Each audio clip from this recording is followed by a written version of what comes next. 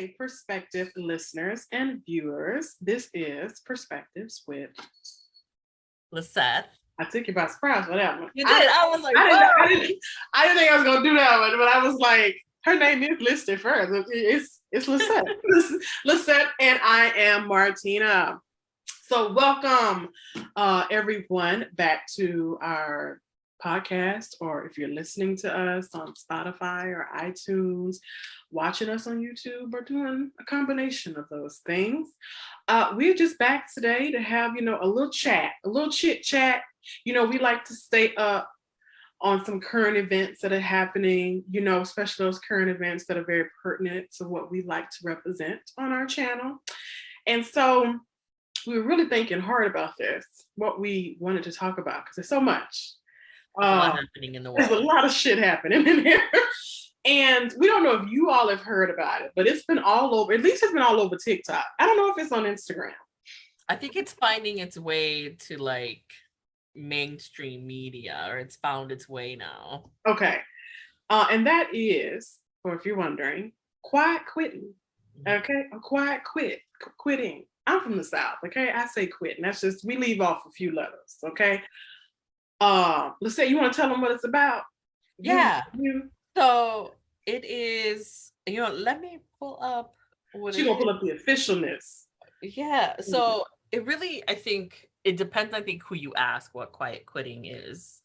I think some of the things that I've heard people say is, it's bad, for someone to quiet quit. And what it really means, and I think the essence of what quiet quitting is people doing their job, what they were hired on to do, and not taking on more than what their really job description or expectations are. And I think there's a little bit of truth into wanting to do that. It's more of like, you're setting boundaries, right? You were hired on to do this, and this is what you're going to do, without feeling the need to take on more or do more outside of it. I've heard people say, my paycheck says no, like your pay, your lifestyle might say no too. Okay. But you're paying me to do a certain job. If you want me to take on more work, then there should be, compensation for that extra work. Because most of the times the extra work isn't just temporary, right? Like, it isn't, oh no, it's something that just stays on, because once you start it, it's very hard for it to leave your plate. Like, especially if you're good at it. Yes. They don't want you to, they don't be like, oh, well, you're so good at it, Yep. Yeah, so that's sort of what I've read and what it is. But I mean, there are some people who are like, no, it's so bad, like, you should strive to do more, because in order to get promoted, you have to do X, Y, and Z, and you have to do extra, and you should say yes and seek those things. But I don't know, I kind of agree with the whole concept of, you know what, I will do what you hired me on to do. And if you want me to take on more responsibility, then we can talk about what compensation comes with taking on those extra responsibility. It's one thing to help, once in a while, and kind of just be like, oh, I'm gonna take it for a little bit. But when it just stays part of your job, and that is not something you're being compensated for, I think as employees, we have a right to say, hey, that's gonna be a no for me. On that, if this is something you want me to just take on. And I have never understood why we need to take on more or say yes to more responsibilities in order to get more money. It should just be, hey, if I'm doing a good job, if I'm doing things, you should compensate me for doing the work. And once in a while, if I've done more than it's expected, I'll go, but it's not going above. You should not have to go above and beyond all the time. Mm-mm. And I think that's what to me, that's what quiet quitting is. Like, I'm no longer going above and beyond every time. I get to dictate when I want to and when it works, when it benefits me, not only when it benefits my employer. But yeah, that's my thoughts on it. How about you, Martina? Well, other than I don't like the name quiet quitting because we need a new name for that. But that's all we got right now.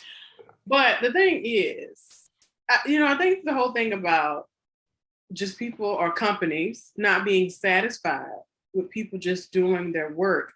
I just wonder, where did that line first get drawn or not drawn? Because obviously boundaries are crossed at that point, but it's also a mixture of people feeling pressured, or the employee may feel pressured. I think more so women sometimes too, or people of color may feel more pressure to do things because, for a lot of us people of color, we've always been told that we got to go above and beyond because of how we look and who we are. So that's just something I think that's innate to most of us anyway, because we just growing up knew that. Like, that was something that we were told and preached to about.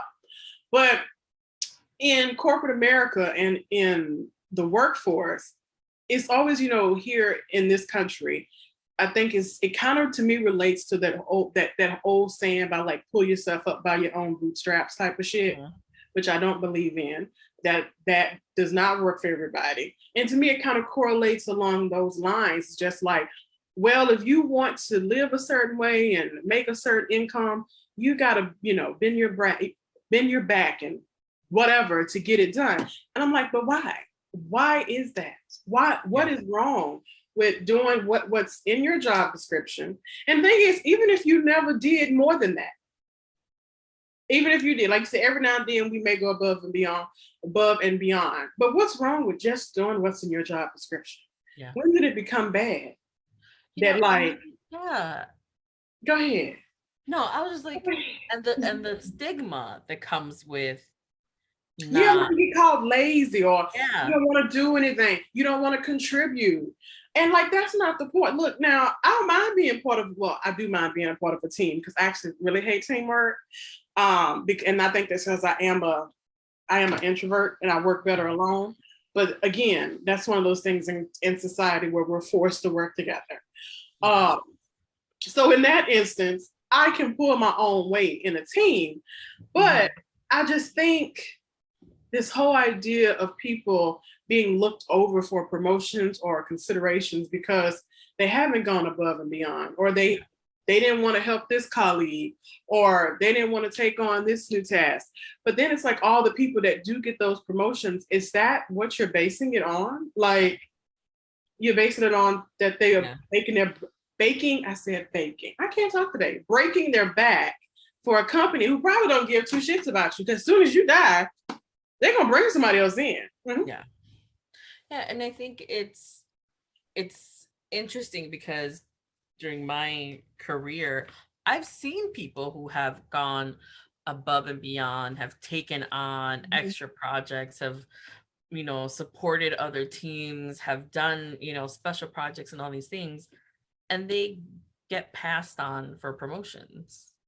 Yeah, because they've gotten all sorts of skill sets, all sorts of things that that's supposed to get you to that next level, but that opportunity doesn't come, because to me it always seemed like, well, because they know that they can count on this person to do anything and everything and pay them the same salary that they've been paying them. So why would I promote you, pay you more, when you've already done everything that we've asked and have taken every opportunity? So we don't need to promote you. We don't need to give you more money in order to motivate you or whatnot. And that's such a bad, I think, precedence to kind of have, because it's like, now you have that sort of expectation that everybody else should be the same way. But then you promote, or you hire outside the company. Yeah, and then the people that are showing you loyalty, or the people that are really love the work or the organization or the company they're in, then you get jaded people. You get people who are who then completely disengage. They're not quiet quitting. They're just I'm done with. They're done and they just waiting for an out, whatever that out is. So I think when this sort of setting boundaries early on, it's really just protecting your time, your mental health, your well-being, your happiness. This is what I think this quiet quitting, until we get a better name for this, or just setting boundaries and really separating your identity from work and your personal life, and not sort of saying, there's people that say, well, you can never separate work and your personal life, they're always together, or things, and there's others you should have. And I was like, your work doesn't define who you are, Right. and it never should. And I think that's what's happening. Like, it's not defining who I am, it's not defining my priorities, my values, my anything. Work is work. It's called work. It's not called fun times, right? Like, I don't go to work for fun. I mean, fun can happen, yeah, time to time, but I don't work for that. That's not the main purpose why most of us are working. Most of us are working for a paycheck because we need to pay bills. Yeah. We have debts, we got, things, and we want to enjoy our free time. So when I think about quiet quitting, it's more about, I'm prioritizing what makes me happy and what's really important to me, and work is this separate thing, and it's interesting to I'd be curious to see what the difference between, like, is there a difference between what corporate America is thinking and talking about when it comes to quiet quitting versus the nonprofit side of America of what this quiet quitting is. Because with nonprofit, a lot of the times you're hit with, it's for the mission, you want to help, you want to do this for whatever population you're helping, and you want to, so there's a whole other level of, you should really care about the mission of whatever organization you're working with and what's happening. And that's how they get you, right? Like, hey, do this because you want to help further the impact that we're having between 9 to 5 or whatever, or whatever it is. And then some people look at you, a certain type of way if you do say, whatever my times are, this is when I'm available, and anything outside of that, we could talk about it, and figure things out, but here's my time from it. But I mean, I think there's a whole other conversation about people who are hourly and salary, Yeah. and how do you make those, how do you set those boundaries as someone who's salary? Because you can't say, hey, I can only work 40 hours and that's it, unless you're going to pay me overtime. But when you're salary, like, whether you do 5 hours of work, whether you do 10, 20, right, or 60, it's all the same. It's all the same. So I think, this quiet quitting is, I think, maybe more salary individuals being like, I need to pull back because y'all are taking a lot of my time, and I'm not seeing anything in return, and I want to enjoy my life and not make this my identity. I don't know. There's a lot here. And I hadn't thought about it from a salary versus like hourly employee. I do think that is a good point. And I think a lot of people think with being salaried, there's a lot of benefits that come with that, But I think at the same time, it is, if you think of some of the typical workforces, people are working more than 40 hours. I think nonprofit, that's probably one, but you look at lawyers, nurses, those are people who are going above and beyond. And I know, one of the things, since I'm now in for-profit, is that you got to be billable. Like, you got to, if you're not working, they really don't want you charging that time. Like, if you worked 5 hours out of 8, you need to put that on your timesheet. Now, you still gonna get paid for that 40 hours once you get that paycheck, but that does not look good. They like, why are you not working a full 8 hours? Like, that's a problem. You need more work. And the thing is, I can kind of see an instance where, okay, if someone doesn't have enough to do, then yeah, maybe they should. They need to, try to figure out where they can contribute more. But then I'm also one at the same time, I've just kind of adopted this philosophy for myself, I think starting at my last position, where I would just keep track of all my work, the start date, possible end dates, who's all on my team, what's my percentage of time. And I think I was pretty good at trying to manage that, because there were moments, of course, I had a little bit over, a little bit less, and some just right. Yeah. But I was really a stickler about, I'm not taking on too much. You're not gonna drive me crazy. Yeah. Because yes, I get paid for this, but I don't get paid that much. But even if you are getting paid that much, why is that the expectation? That you can just keep on piling work on somebody? Or people feel the need to just keep piling work on. When is enough? It's like, if you have just the amount on your table or on your plate, that should be fine. Yeah. Like, if you have more, why do you have more? Why do you feel the need to do more? And I know I've talked about this with you, like offline, of this sort of idea of a 40-hour work week, or 37 and a half, whatever. 7.5, that's it, yeah. Why? Like, it just, to me, it's so just strange to have this, like, these are how many hours a person needs to work in order for it to be meaningful. Mm-hmm.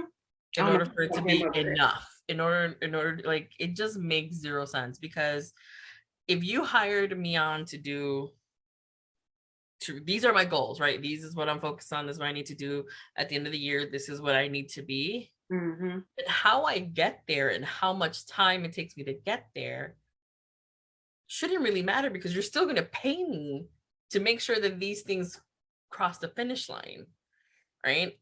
It's just very, to me, it's just very interesting. Like, time, like work time is such an interesting concept.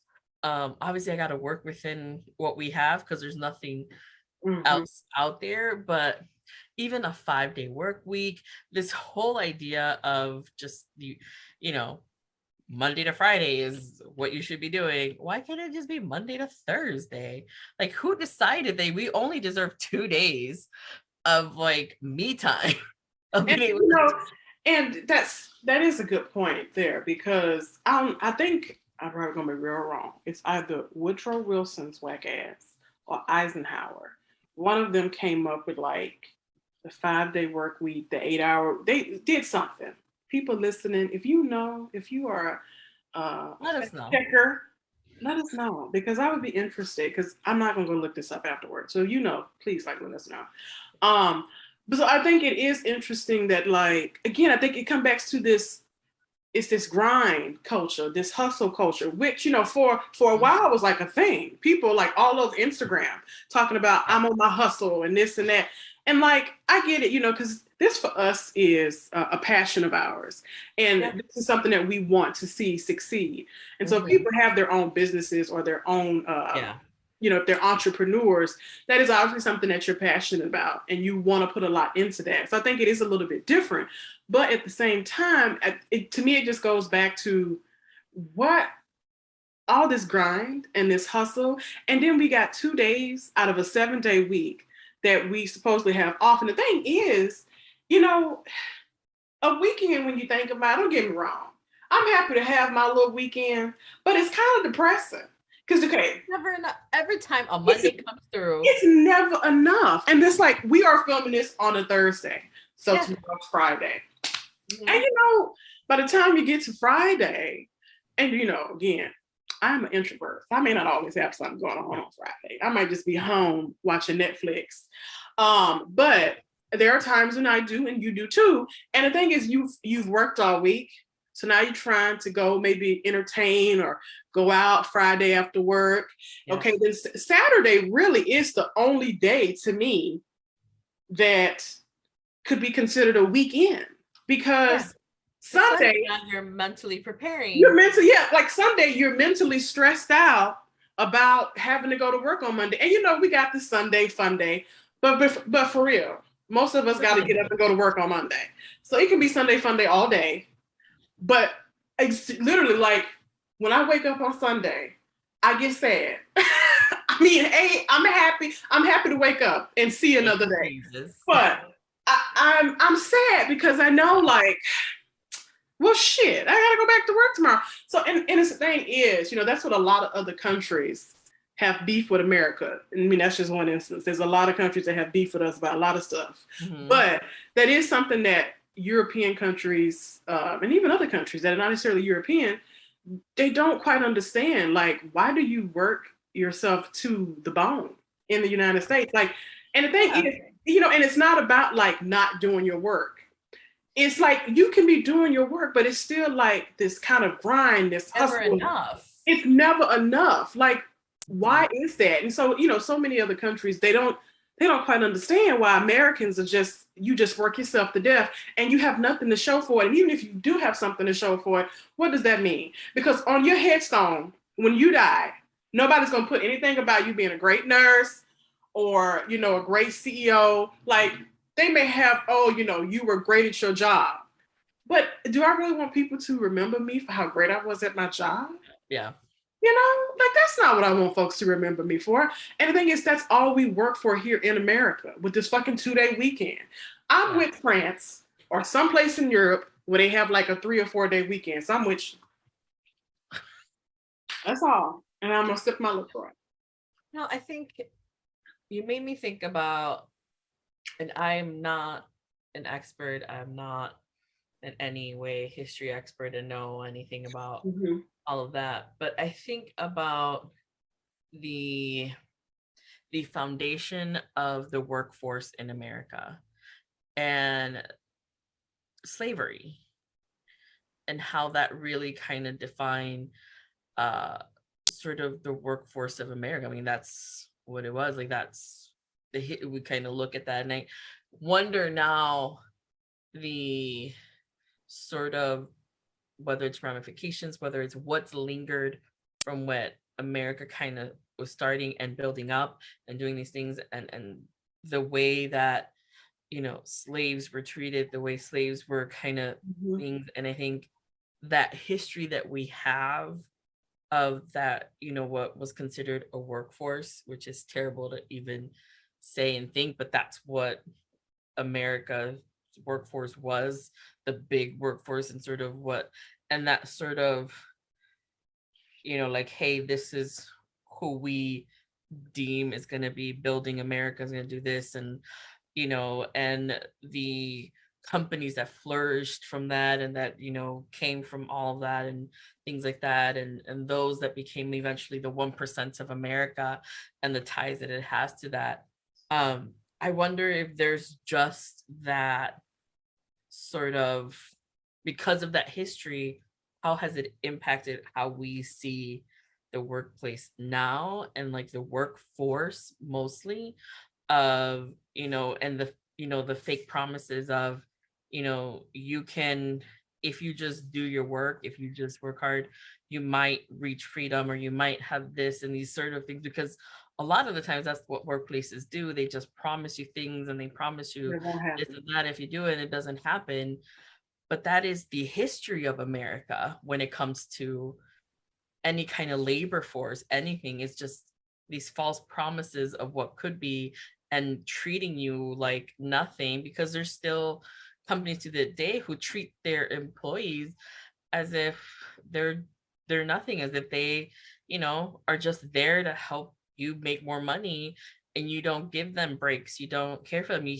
I mean, during the pandemic, essential workers were essential, but nothing really improved for them, and things like that. So I'd be curious to kind of see. I mean, I'm sure someone has studied. I'm sure there's somewhere out there, whether it's a paper or a book, that kind of just connects the dots of, slaves as labor, and what that really means for America today, and what that kind of. Yeah.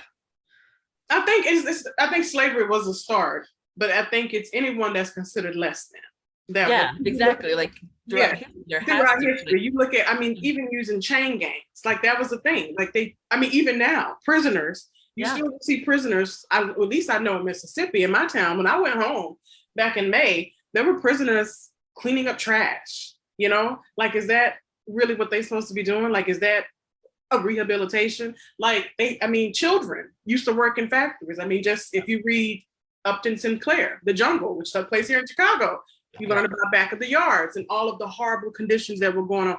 So it's always been something fucked up with the workforce.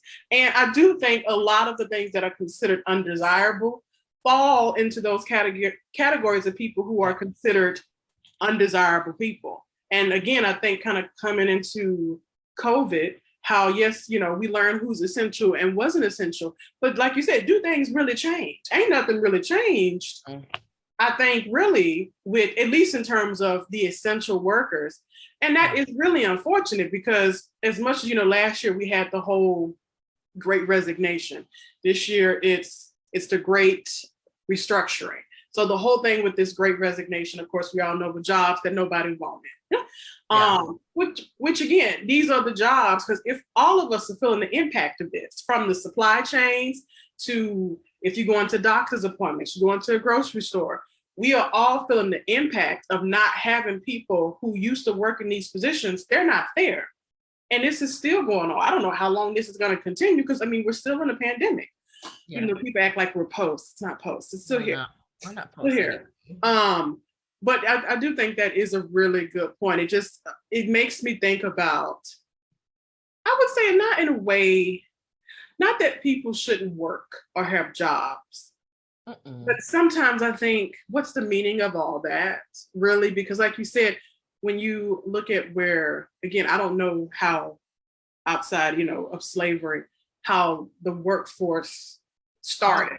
Like, I don't know that history. So it would be interesting if someone does know that or have a recommendation or something to read, to know. But it does seem like it was always the lower workers or the one that's considered undesirable or doing the real grunt work. And the people who are making all the money are at the top, that's still the way today. And it's also capitalism. It's also white supremacy. What'd you say? White supremacy. Right. That's what I said. All this is, you know, capitalism, white supremacy, the patriarchy. And it's like, you know, people say, oh, well, we, you know, strip away those things. But you strip away those things, we still got to figure out what's going to replace it. You know, like we take away capitalism, then, you know, we got to figure out what's going to replace that, or what is currency going to look like in this country. So it's, you know, it's not so easy to just strip these things away because they're so ingrained.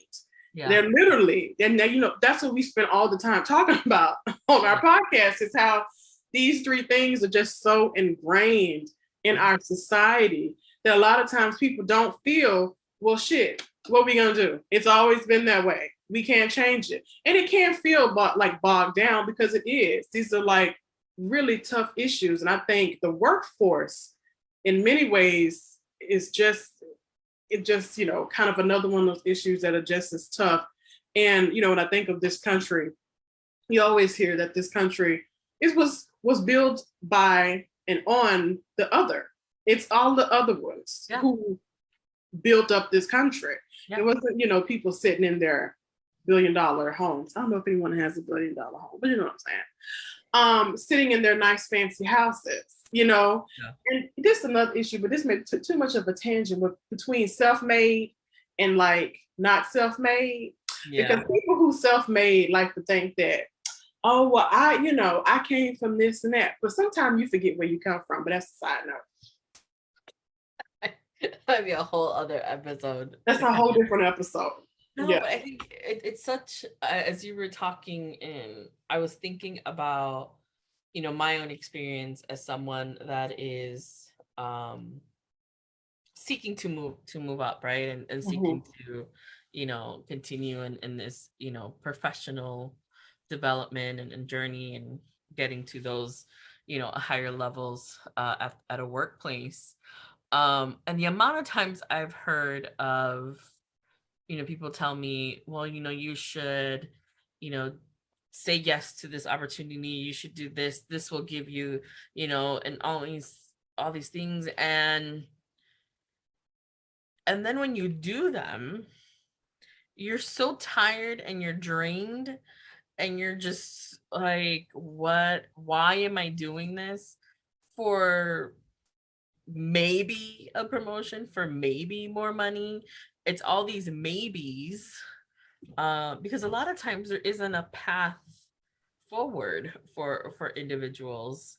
And obviously this is, an office setting, nonprofit. And it's like, how how do you expect us to stay motivated, and not quite quit, um if you don't hold up your end of the bargain? Pizza parties. Like, exactly, like, how many pizza parties, how many, hey, we'll, close the office on a, half day, kind of thing. Like, how many of those can someone really uh enjoy or expect? They're nice in the beginning, right? You're like, oh, cool, I Yeah. mean, pizza party, I'll always Like I said, you love. I mean, I love pizza too, but you got me. You love pizza. a pizza party. You can always have a pizza party, but I still want the follow through.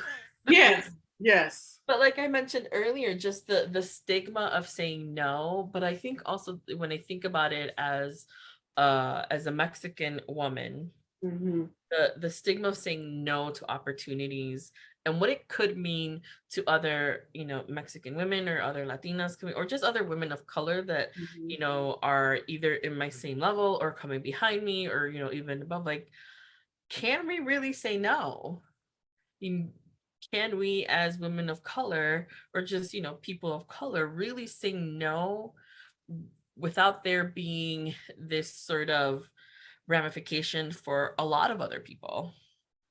And I think that's something that I sometimes struggle with, and I've always struggled because especially more during, my adult years of understanding how the world operates and white supremacy and capitalism and the patriarchy and how all that has impacted my journey and getting to where I need to be. And then you throw in introverted, like nobody wants to, take that into consideration. So there's all these kind of, things that come in. And, I've had people tell me you can say no to this opportunity, or say no to these opportunities. And sometimes I sit there and say, can I really say no? As much as I maybe want to say no, but can I? And I should say no because Mm-hmm. there's nothing that comes with it. It's just a whole other responsibility to take on and do. So I definitely respect the individuals and the people who are saying, you know what, enough is enough. This capitalistic white supremacist patriarchal society has taken enough from me, and I'm gonna do what you hired me to do. And if Exactly. you have an issue with that, that's a you problem. I mean, this is my job description. This is what you told me I was going to be working on and what I have to do. And it should be enough. Good enough. You shouldn't have to, again, like, I don't understand, and I don't know if we'll ever really have time to come up with an answer, but how can you not promote someone who has been doing their job, who has been giving their all to what they're supposed to do, have shown that they have the capacity and the skills and the capabilities to do more, but you won't give the chance because they haven't done more, have not taken on more, Mm-hmm.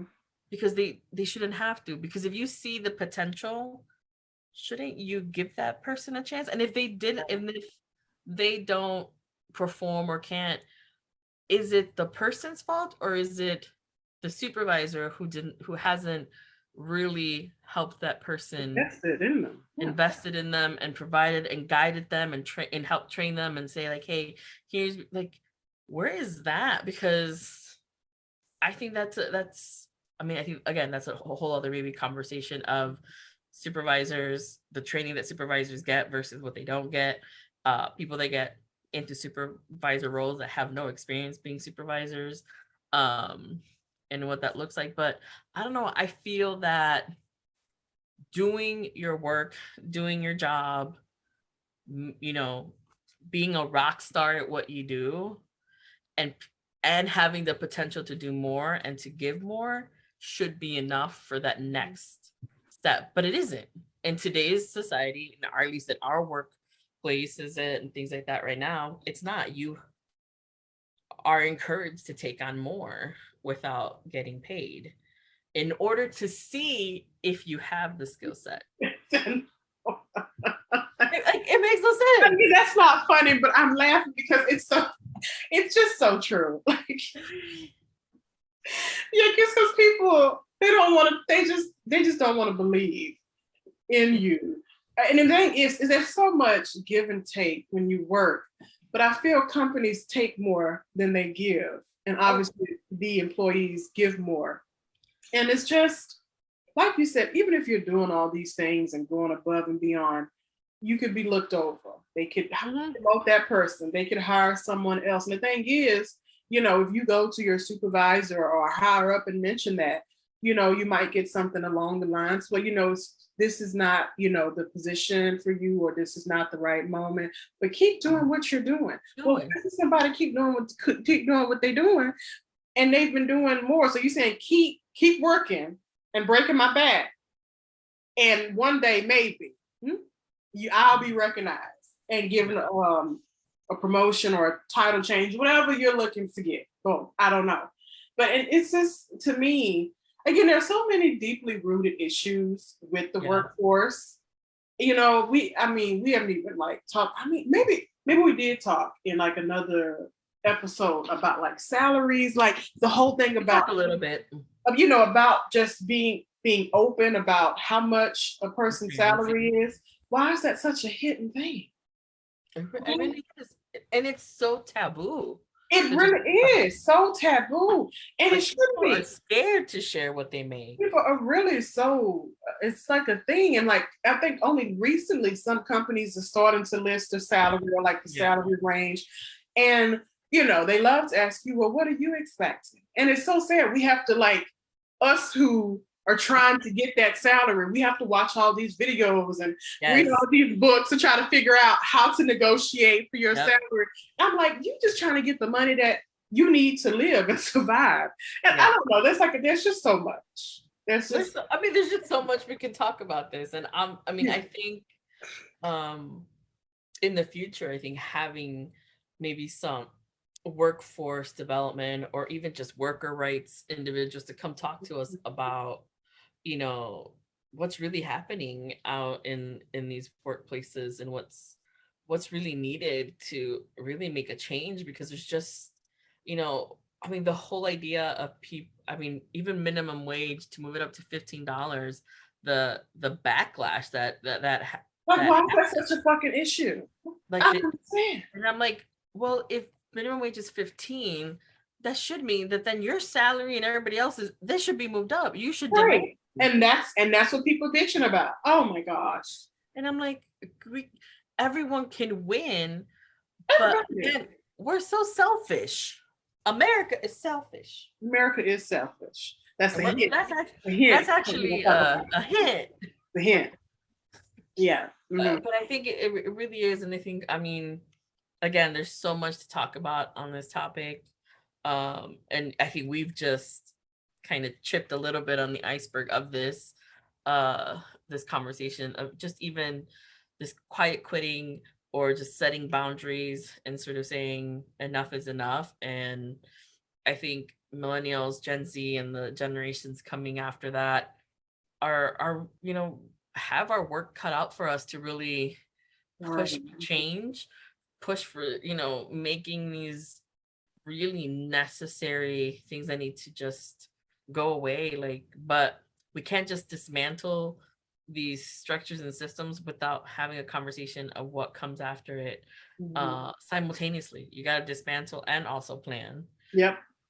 And I think folks forget about that planning part. Yeah, it's really empowering to just dismantle, say yes, we're doing away with it, but it's the planning, right? And who's gonna come up with it, and who's gonna put it into motion. Yeah, you end up back in the same damn position 100 years from now. No. No. So, any final thoughts, Martina, on quiet quitting? Other than we need to change that name.